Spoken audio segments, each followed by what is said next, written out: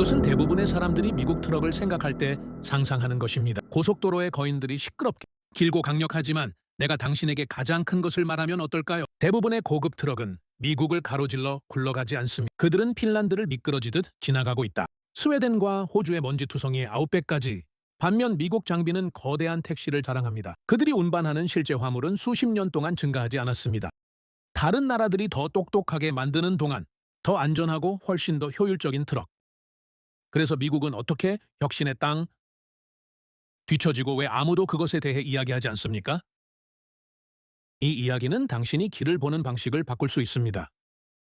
미국 트럭 패권의 환상. 미국 트럭은 괴물처럼 보인다. 우뚝 솟은 후드 크롬 그릴과 살기에 충분히 큰 캐빈. 표면적으로는 타의 추종을 불허하는 것처럼 보입니다. 근육의 자유와 미국 공학의 상징.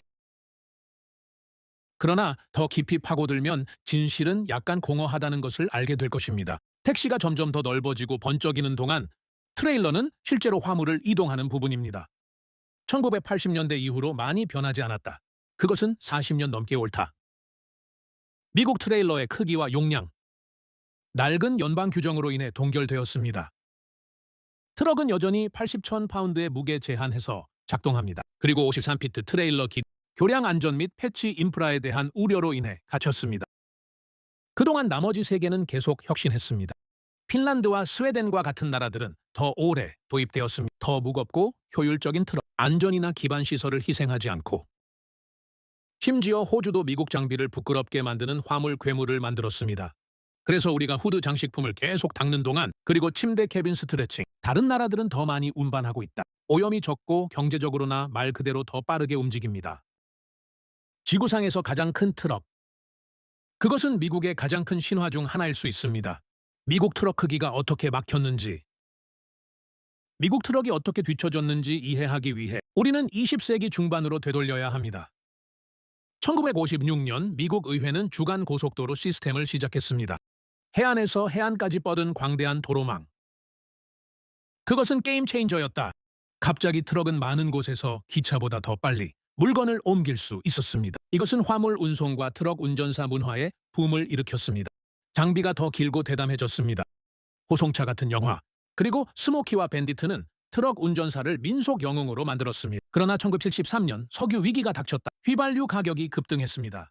정부는 전국적으로 시속 55마일의 속도 제한을 부과해 배급된 디젤 트럭 운전사들이 반란을 일으켰습니다. 그들은 고속도로에서 막혔다. 더 적은 여행으로 더 많은 것을 운반할 수 있는 능력 요구. 그리고 1982년 연방정부는 응답했다. 새 법은 53피트 트레일러를 허용했다. 그리고 무게 제한을 80,000파운드로 올렸습니다. 여기 다시는 변하지 않는 함정이 있습니다. 그 80,000파운드 모자가 설정되었다. 부분적으로 미국의 노화된 다리에 대한 우려 때문입니다. 그리고 일관성이 없는 주법. 그 생각은 길을 부수지 말라는 것이었다. 하지만 인프라 업그레이드 대신 또는 장기적인 대안 연구, 국가가 정착, 트럭 크기 및 중량 동결. 한편 트럭의 유일한 부분은 택시였습니다. 운전자들은 편안함을 원했다. 에어 서스펜션 시트 평면, 스크린 TV, 냉장고. 미국 트럭은 롤링 스튜디오 아파트처럼 보이기 시작했습니다. 하지만 트레일러는 돈을 버는 부분이 그대로 유지되었습니다. 이 불균형은 같은 양의 화물을 운반하려면 더 많은 트럭이 필요합니다. 더 많은 배출로 이어짐, 더 많은 트래픽과 더 높은 비용. 우리는 낯선 곳에 도달했습니다. 트럭은 외부에서 더 큽니다. 그러나 유럽의 트럭 운송 도약을 중요하게 여기는 곳은 아닙니다. 대서양을 건너면 트럭 운송 풍경이 완전히 달라 보입니다. 유럽에서 트럭은 언뜻 보기에 더 작아 보일 수 있습니다. 하지만 그 인상은 금방 사라진다. 그들이 어떻게 설계되었는지 이해하면 길고 고급스러운 코 대신 대부분의 유럽 트럭은 평평한 전면 택시를 디자인 위에 사용합니다. 이것은 그들을 전체적으로 더 짧게 만듭니다. 더 긴 트레일러를 당기는 동안에도 더 많은 화물 덜 낭비되는 공간. 하지만 진정한 장점은 외모가 아닙니다. 성능 안전 및 효율성에 있습니다. 스카니아를 스웨덴 트럭 브랜드로 가져가십시오. 유럽 트럭 운송 현장에서 사실상 왕족입니다. 미국인 트럭 운전사 브루스 윌슨 2025 스카니아를 직접 수입했습니다. 미국인들이 놓치고 있는 것을 보여주기 위해 그의 평결은 모든 면에서 더 낫다. 스카니아는 피털가 만든 것보다 170마력이 더 많습니다. 미국 장비에서는 거의 볼 수 없는 고급 기능도 있습니다. 커튼 에어백, 전체 택시, 안전 시스템, 사이클리스트를 위한 비상 제동 및 측면 보호. 당신은 그 올바른 에어백을 읽었습니다. 미국에서 대부분의 트럭은 택시에 하나도 없습니다. 운이 좋다면 스티어링 휠 에어백일 수도 있습니다. 유럽에서 안전은 나중에 생각하지 않습니다. 그것은 표준입니다. 그리고 거기서 멈추지 않는다. 이유는 더 길고 무거운 차량을 허용함으로써 혁신을 장려합니다. 엄격한 안전 및 환경 점검을 통과하는 한 엄격한 국가 규칙으로 진행을 막는 대신 유럽은 더 스마트한 솔루션을 찾기 위해 제조업체와 협력합니다. 예를 들어 스웨덴과 핀란드는 최대 113피트 길이의 트럭을 허용합니다. 그리고 무게는 167천 파운드. 미국 한도의 2배 이상 왜? 더 효율적이기 때문에.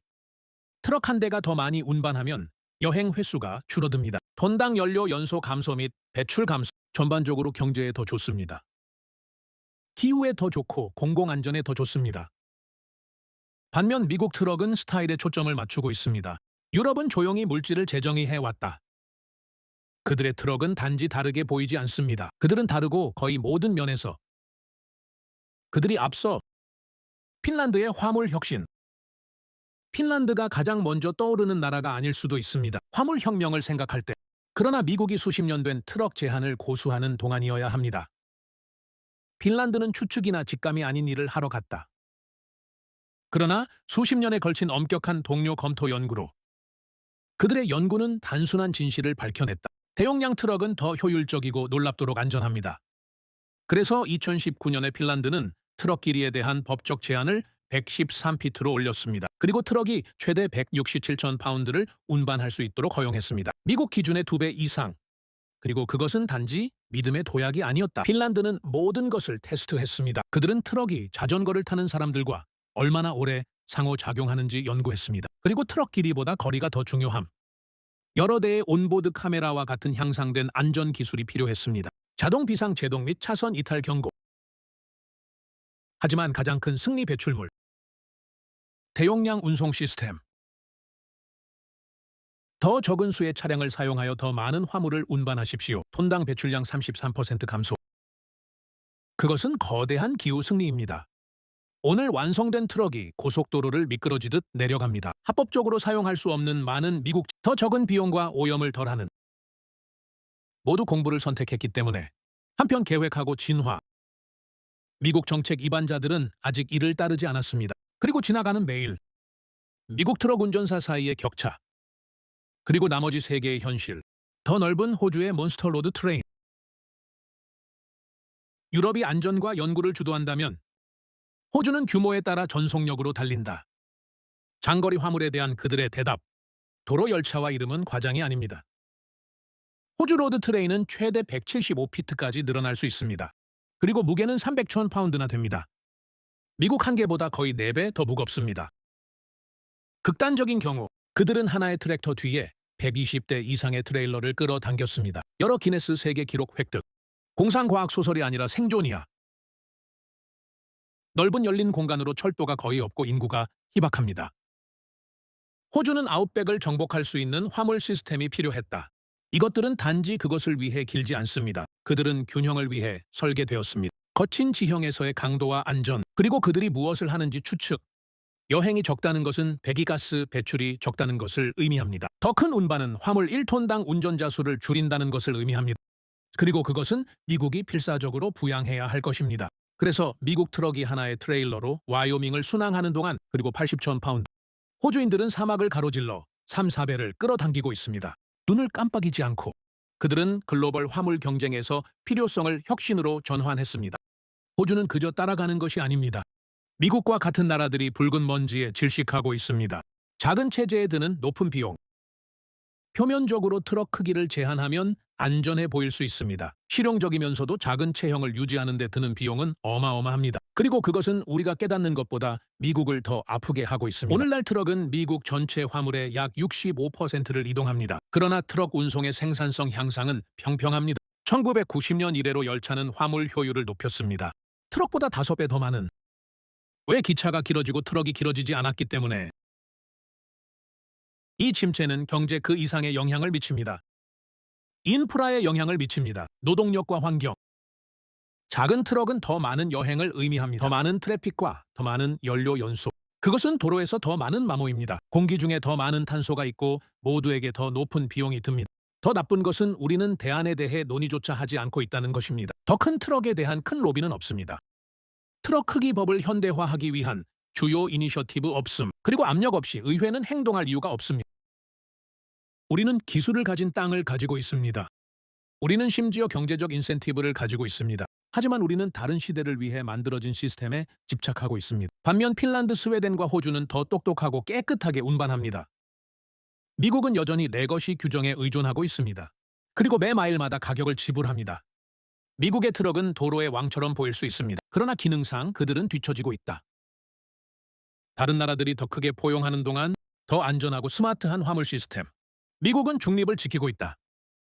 낡은 규칙과 시력 부족으로 제한.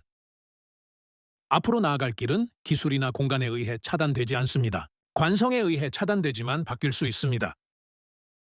연구 투자와 진화 의지로.